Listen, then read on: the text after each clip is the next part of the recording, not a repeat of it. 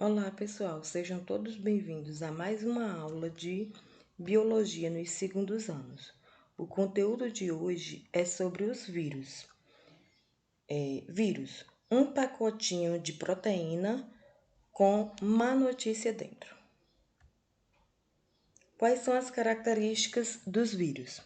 Primeiramente, são seres vivos que não são formados por células, portanto, são acelulares, não possuem organelas e nem metabolismo.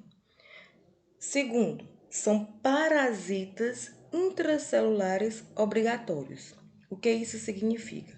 Significa que para ocorrer o metabolismo dessas células, para que ocorram as atividades do vírus, eles precisam estar dentro de uma célula, precisam parasitar uma célula.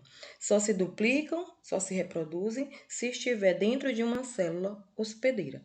Portanto, eles são parasitas intracelulares obrigatórios.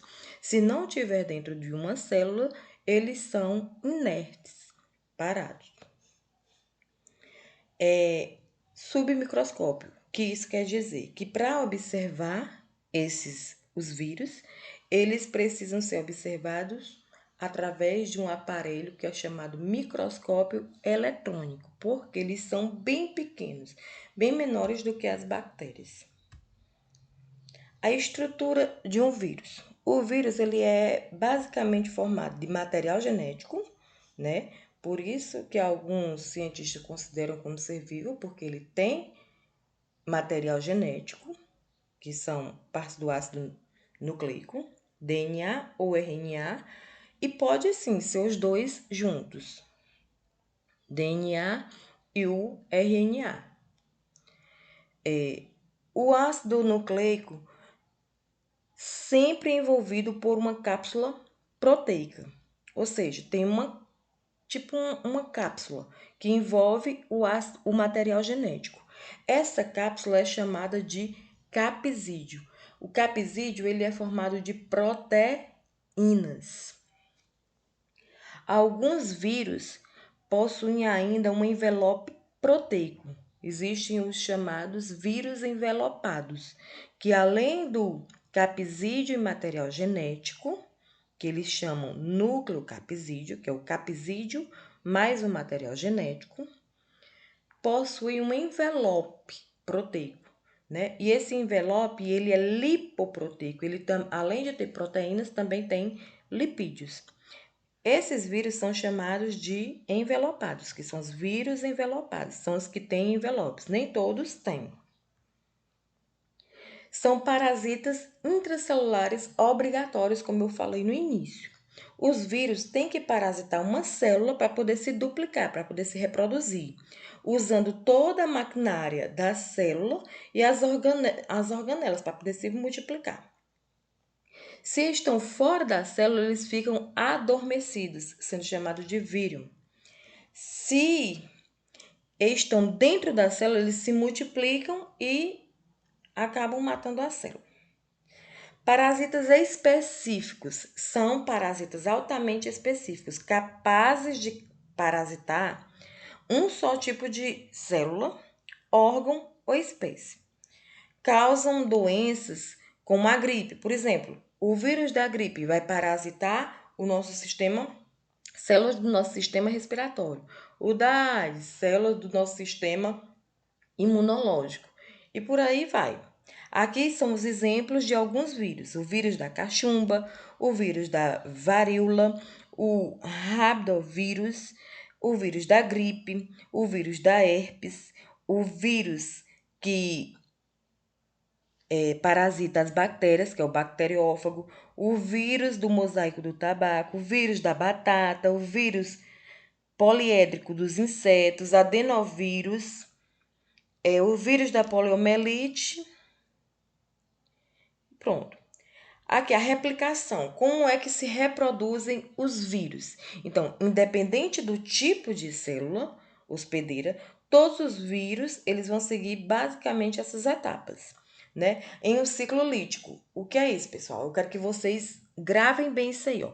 Ciclo lítico é quando ocorre a morte da célula. Ciclo lisogênico é quando não ocorre a morte da célula. Então, nesse ciclo, ele tem essas etapas. A absorção. Primeiramente, a partícula do vírus prende-se à célula hospedeira, como vocês podem ver aqui, ó. Na entrada, aqui a entrada do material genético, a partícula vai liberar, o vírus vai liberar as informações genéticas dentro da célula hospedeira. A replicação do material genético, tá aqui, ó. O material genético injetado vai recrutar enzimas da célula e essas enzimas vão produzir novas partículas de vírus. Vai ocorrer a montagem de novos vírus, né? E quando ocorre a montagem desses vírus, vai ser em tão grande quantidade que vai provocar a liberação dos vírus, ou seja, romper, né? Vai acontecer uma lise na membrana da célula e os vírus vão ser liberados, provocando assim a destruição da célula, a morte da célula. O ciclo lisogênico. Esse daqui, como eu falei para vocês, não ocorre a morte da célula, né? O que é que vai acontecer? O DNA viral, ó, vai se incorporar ao DNA da célula hospedeira, né?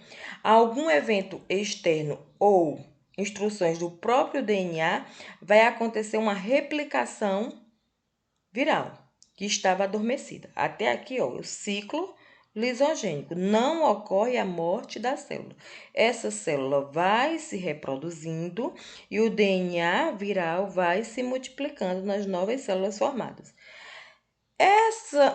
Esse ciclo lítico, ele pode se passar para o ciclo lisogênico, no caso, pode passar para o ciclo lítico, né? Essas células aqui, ó, formadas pelo ciclo lisogênico, vai passar aqui, ó, para o ciclo lítico, vai ocorrer, né, a incorporação do DNA viral e a montagem, né, dos vírus e ocorrer a morte, a liberação dos vírus. Aqui é o ciclo lítico. E aqui é o ciclo lisogênico, que não ocorre a morte da célula.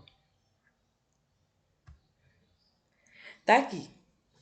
Então, novamente para vocês entenderem bem direitinho. Existem dois ciclos, né? O ciclo lisogênico e o ciclo lítico, dois tipos de reprodução.